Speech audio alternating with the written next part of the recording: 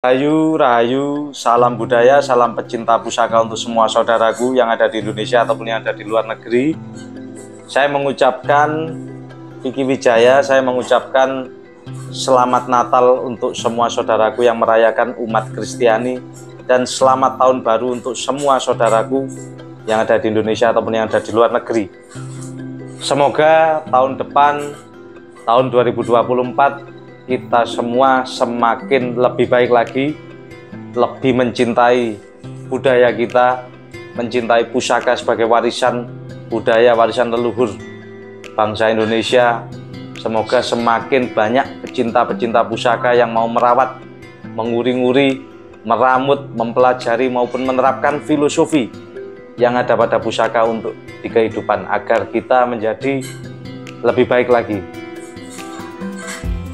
Harapan-harapan serta doa pasti dari semua saya maupun teman-teman semua saudara se-Indonesia di tahun 2024. Kita sama-sama berdoa kepada Sang Pencipta agar bangsa Indonesia lebih baik, lebih maju, dan bisa mendapat pemimpin yang amanah, yang sinisian wahyu untuk mencapai perubahan menuju kebaikan di tahun 2024. Ini ada satu pusaka ya, sudah pernah kita bahas ya.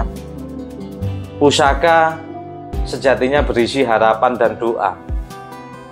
Sama juga kita ketika mau perpindahan tahun ini yang kurang beberapa jam lagi berpindah dari tahun 2023 ke 2024. Harapan-harapan kita, doa-doa kita, keluarga maupun saudara-saudara kita semua sebangsa setanah air, harapannya pasti juga yang terbaik, yang baik untuk kemajuan, untuk kejayaan dan kemakmuran seluruh Indonesia. Ini pusaka yang pernah saya bahas. Ini contoh atau simbol harapan doa dari Sang Empu yang dituangkan dalam pusaka. Mungkin kita review satu pusaka ini saudaraku ya, untuk sebagai harapan ataupun simbol doa kita di tahun berikutnya agar kita menjadi lebih baik.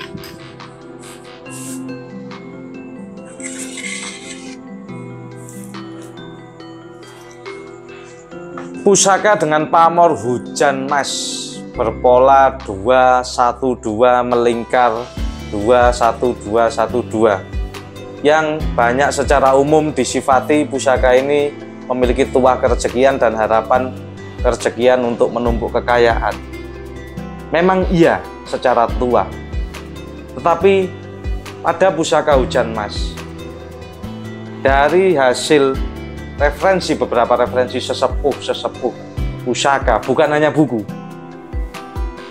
harapannya bukan cuma sekedar harta ataupun kemakmuran, bukan sekedar itu, tetapi harapannya kita juga harus bisa manunggaling kawula Gusti atau menyatu dengan Sang Pencipta, dengan tataran kita memahami diri kita sebagai manusia, apa tugas kita di dunia, sebagai profesi apapun kita bisa menjalankan dengan ikhlas dan membawa manfaat untuk orang-orang di sekitar kita.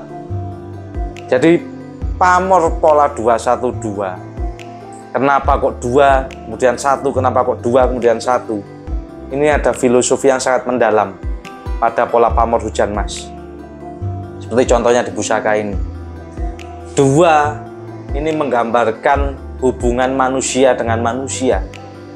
Sedangkan kembali lagi ke 1. 1 adalah pusat ataupun yang disebut tunggal, yang disebut Sang Pencipta di dalam agama manapun itu tunggal, yaitu 1.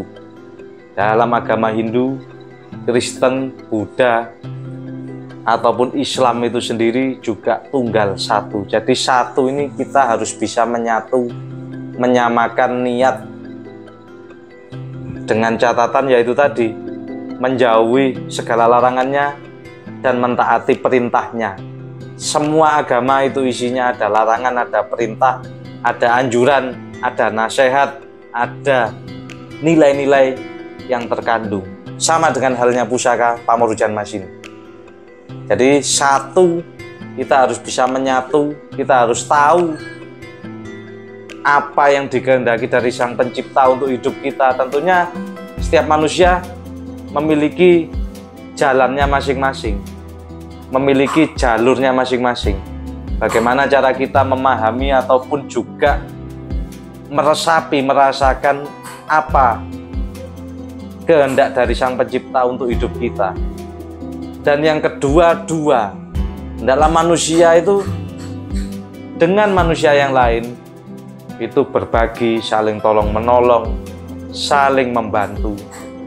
Itulah filosofi Tuah Harapan dari Sang Empu, agar sang pemilik pusaka ini bisa membawa manfaat bagi sesamanya, juga bisa menyatu, bersatu ataupun dekat dengan Sang Pencipta.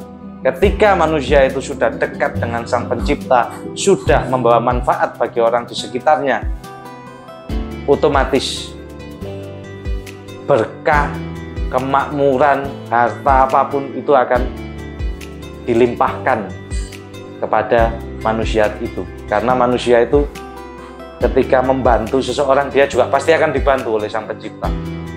Ketika membawa manfaat, dia pasti akan ditambah lagi berkahnya, kemanfaatannya, makmurnya, pasti.